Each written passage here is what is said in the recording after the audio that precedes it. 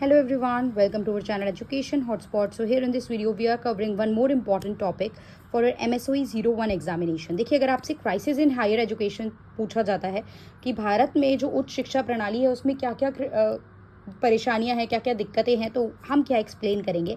आपको पता ही हम रिवीजन इन शॉर्ट फॉर्म कर रहे हैं, तो मैं 500 वर्ड या 250 वर्ड यहाँ आपको नहीं प्रोवाइड कर रही हूँ। इंस्टेड मैं आपको यहाँ पे कुछ हेडिंग्स, कुछ पॉइंटर्स प्रेजेंट कर रही हूँ, सो दैट आप एग्जाम में क्वेश्चंस को देखें और आपके पास पॉइंटर्स हो तो आप बना बना के एक अच्छा कंटेंट यहाँ पे खुद से रेडी कर सकते हैं। और इजी टॉपिक है, मैं पॉइंटर्स आपको दे रही हूँ, तो you will be able to write this in examination. अब तक आपने स्कूल पढ़ा है, कॉलेज पढ़ा है, हायर एजुकेशन में आप लोग भी हो, यू योरसेल्फ आर डूइंग, मतलब आप मास्टर कर रहे हो, तो इतना कंटेंट आप लोग क्रिएट कर सकते हो, इतनी समझ आप लोगों में है, इतना शिक्षा प्रणाली को बहुत करीब से आप लोग जान चुके हो अब तक। देखिए, तो हायर एजुकेशन की बात की जाती है तो ये आपकी कॉलेज एजुकेशन है, राइट। तो कॉलेज एजुकेशन की बात करें तो क्या क्या इश्यूज़ हैं, तो सबसे पहले यहाँ पे हमारे मेंशन करा है क्वालिटी डेफिसिट, गुणवत्ता की कमी। देखिए, उतना जो एजुकेशन सिस्टम है उतना ज़्यादा आज की डेट में ग्लोबल लेवल पे मैं बात करूँ, अगर मैं विश्व विख्यात लेवल पे बात करूँ, तो उतना ज़्यादा quality up to the mark नहीं है। हम ग्लोबल स्टैंडर्ड को कई बार हमारी जो एजुकेशन सिस्टम है वो मैच नहीं कर पाती, आउटडेटेड एजुकेशन सिस्टम रहती है, चेंजेस इंट्रोड्यूस नहीं होते। कई बार तो आप देखिए 10 साल पुरानी चीज़ें उसमें ही चेंजेस इंट्रोड्यूस नहीं हो पाते हैं, तो क्वालिटी की इशू रहता है।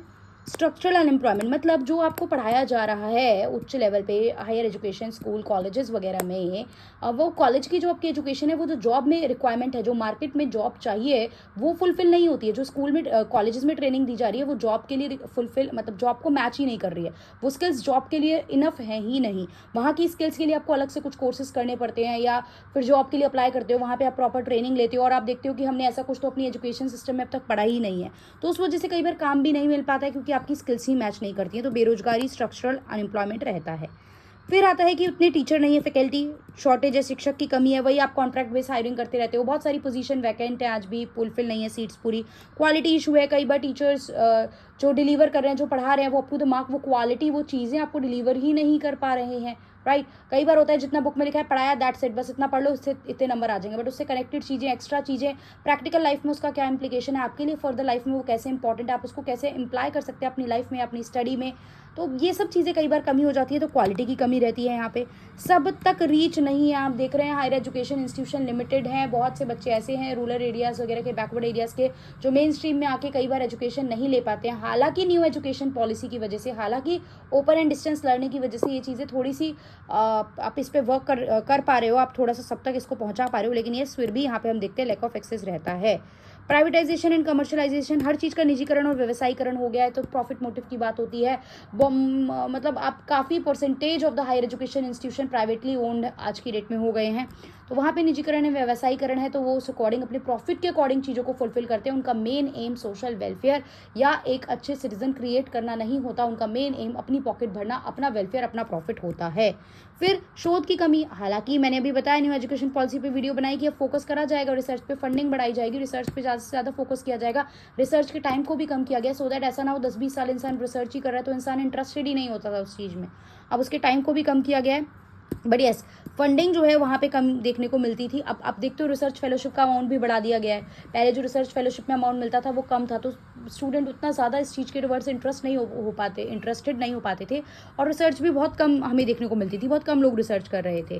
फिर कोई रेगुलेटरी एजेंसी एक यूनिफाइड नहीं है, बहुत सारी अलग अलग रेगुलेटरी एजेंसी है, जैसे ACTE हो गया, आपका ये UGC हो गया, तो एक ही चीज़ के लिए कई बार 2-3 रेगुलेटरी बॉडी है, कहीं से कुछ चीज़ आई, दूसरी जगह से कोई चीज़ आई, तो मल्टीपल रूल्स हो जाते हैं, तो उस जगह से रेगुलेशन उसको मैनेज कर पाना मुश्किल हो जाता है।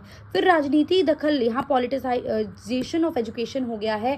कई बार आपकी ऐसी जैसे फॉर एग्जांपल किसी कॉलेज का VC आपको हायर करना है, वाइस चांसलर हायर करना है, तो उसमें पॉलिटिक्स इन्वॉल्व हो जाती है, कॉलेज की इंटरनल पॉलिटिक्स चल रही है, स्टूडेंट यूनियन बन रही है, वो कई बार बहुत सारे डिसीजंस को इन्फ्लुएंस कर देते हैं, तो ये यहाँ पे प्रॉब्लम देखने को मिलती है, राइट। तो ये कुछ क्राइसिस के प्रॉब्लम हो गए। फिर आप कोट कर सकते हो कि हमारे बहुत सारे सोशोलॉजिस्ट ने भी कुछ हायर एजुकेशन और एजुकेशन सिस्टम ऑफ इंडिया को लेकर कहा। आप ये लिख देंगे तो 4 चांद एक आपके आंसर में लग जाएंगे, आपको बेनिफिट मिल जाएगा इस चीज़ का। जैसे पेरी बोर्ड्यू कहते हैं कि हायर एजुकेशन जो है उससे सामाजिक, आपको एक्सप्लेन नहीं करना, जस्ट कोट कर देना, why how this is happening. आपको पता ही है ना क्यों बढ़ रही है, वैसे आपको पता भी है कि उच्च शिक्षा की वजह से सामाजिक विषमता क्यों बढ़ रही है, क्योंकि सब तक पहुंच नहीं पा रहे हैं, पॉलिटिसाइजेशन हो गया है, फेवरिज्म आ गया, उस वजह से प्राइवेटाइजेशन आ गया, तो प्रॉफिट मोटिव होता है, जो ज़्यादा पे कर पा रहा है वही पहुंच पा रहा है। हर जगह पे इंस्टीट्यूशन बना भी नहीं रखे, रूरल और बैकवर्ड एरिया में इंस्टीट्यूशन है भी नहीं, आप बड़े मेट्रो सिटीज़ या सिटीज़ में आप ये इंस्टीट्यूशन बना रहे हो, इस वजह से ये होता है। राइट। फिर अर्जुन अपुद्रे क्या कह रहे हैं कि इंडियन यूनिवर्सिटी में इमेजिनेशन की कमी है, यहाँ पे जो है कल्पना शक्ति खो चुके हैं। आप एक स्टैंडर्ड पैटर्न पे चल रहे हो, वही पैटर्न आपने फॉलो करिए एंड उस अकॉर्डिंग यू आर गोइंग। इतना पढ़ाना है, टेस्ट देना है, रिजल्ट देना है, देन दिस एंड दैट। आप इमेजिनेशन, क्रिएटिविटी, इनोवेशन, ये सब चीज़ हमें देखने को नहीं मिलती है, राइट। सो मल्टीपल टाइम ये क्वेश्चन आ रखा है। देखिए देखने में बहुत सिंपल से लगते हैं, बट जब तक एक माइंड में स्ट्रक्चर नहीं होता ना, हम कई बार वो प्रेजेंटेशन पे उतना अच्छा काम कर नहीं पाते हैं। तो अगर आप पहले से कुछ पॉइंट्स माइंड में लेके जाएंगे ना, एग्जाम में क्वेश्चन देखेंगे तो आपका हाथ थोड़ा स्पीड में चलेगा एंड आप अच्छा खासा आंसर अटेम्प्ट कर पाएंगे और वर्ड लिमिट को कंप्लीट कर पाएंगे। क्लियर? सो आई होप चीज़ें समझ में आई होंगी। किसी कोई डाउट नहीं होगा, कोई डाउट है तो आप कमेंट करके क्लियर कर सकते हैं। आई एम ट्राइंग कि मैं, देखिए वैसे तो पहले से कंटेंट है ही, आपको भी पता है पर्सनली मैं अभी काफ़ी ज़्यादा बिजी हूँ, मैं बता भी चुकी हूँ मल्टीपल टाइम आप लोगों को रीज़न। तो but still I am trying कि जितना मैं कुछ चीज़ें कंटेंट आपको दे सकूँ, सो दैट कहीं ना कहीं एग्जाम में आप लोगों की हेल्प हो सके। बाकी जो भी डाउट है आप कमेंट कर सकते हैं। So that's all, thank you everyone.